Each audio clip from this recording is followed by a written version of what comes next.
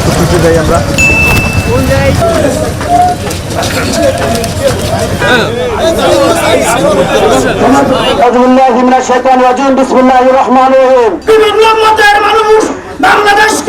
কিন্তু 12 তারিখ পর্যন্ত আমরা সবাই পরাশয় কিছু অসাধু রাজনীতিবিদ রাজনীতির প্রয়োজনে মস্তানি ব্যবসা বাণিজ্যের প্রয়োজনে কিছু সন্ত্রাসীদেরকে তারা লালন করে। আমাদের রাজনীতি ইসলামী রাজনীতির জন্য আদর্শিক রাজনীতির জন্য কোনো সন্ত্রাসী লাগে না, অন্যদের জন্য সন্ত্রাসী লাগে। কেন লাগে?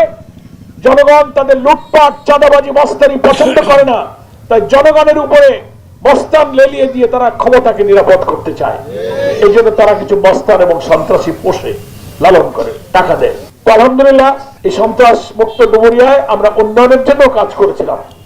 আজ থেকে 20-25 বছর আগে 350 কোটি টাকার উন্নয়নের কাজ আলহামদুলিল্লাহ আমি 100% সততার উপরে থেকে সম্পন্ন করার চেষ্টা করেছিলাম।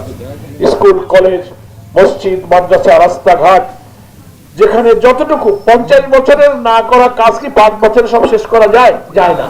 আমি চেষ্টা করেছিলাম আলহামদুলিল্লাহ। জুলাই আন্দোলনে জুলাই যোদ্ধা যারা বাংলাদেশের রাজনৈতিক পরিবর্তনের নেতৃত্ব দিল, তাদের ছাত্রদের গঠিত দল হচ্ছে এনসিপি, ন্যাশনাল সিটিজেন পার্টি, জাতীয় নাগরিক পার্টি। দলটা নতুন হলেও এরা আমাদের সন্তান, আমাদের তরুণ, সমাজ রাষ্ট্র অবিচার বৈষম্যের বিরুদ্ধে জেগে ওঠা এক বিপ্লবী ছাত্রদের দল। এরাও আমাদের 11 দলে যুক্ত হয়েছে। দাঁড়িপাল্লায় আপনারা ভোট দেবেন ধর্ম পরিবর্তনের জন্য। আপনি হিন্দুই থাকবেন, শাখা সিঁদুর পরবেন, ঢাক ডঙ্কা বাজাবেন, আপনার সংস্কৃতি, আপনার অনুষ্ঠান, রীতিনীতি সব আপনি অবাধে পালন করবেন। ভোট দেবেন শুধু 54 বছরের লুটপাট, বঞ্চনা, শোষণ, দলীয়করণের বিরুদ্ধে একটি মানবিক বাংলাদেশ গড়ার জন্য দাঁড়িপাল্লায় ভোট দেবেন। বাকি আপনার সব ধর্ম আপনার কাছে থাকবে। এখন ওনাদের গায়ে জ্বালা, ভোট তো দাঁড়িপাল্লার দিকে চলে গেল, এখন ভয় দিতে হবে।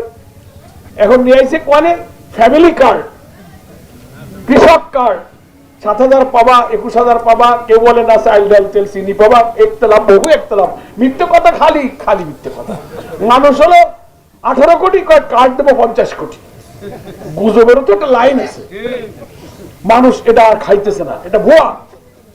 আমরা সরকারকে বলেছি, চিফ অ্যাডভাইজারকে বলেছি, চিফ ইলেকশন কমিশনারকে বলেছি যে এইটা যদি কোথাও দেখেন কার্ড দেখাইতেছে, তার নাম ঠিকানা দিয়ে আমাদের কাছে দেন। এটা আচরণবিধি চরম লঙ্ঘন।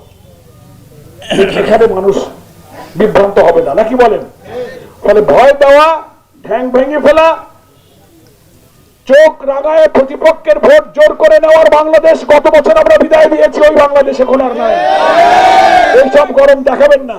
এবার যদি 311 দলের মধ্যে 150-এর বেশি মেজরিটি সিট আল্লাহওয়ালা দিনদার লোকেরা পেয়ে যায়, ইনশাআল্লাহ সমস্ত শরিয়া বিরোধী অন্যায় কাজকর্মগুলো বন্ধ করে আল্লাহর দিন এখানে ইনশাআল্লাহ বিজয়ী হবে।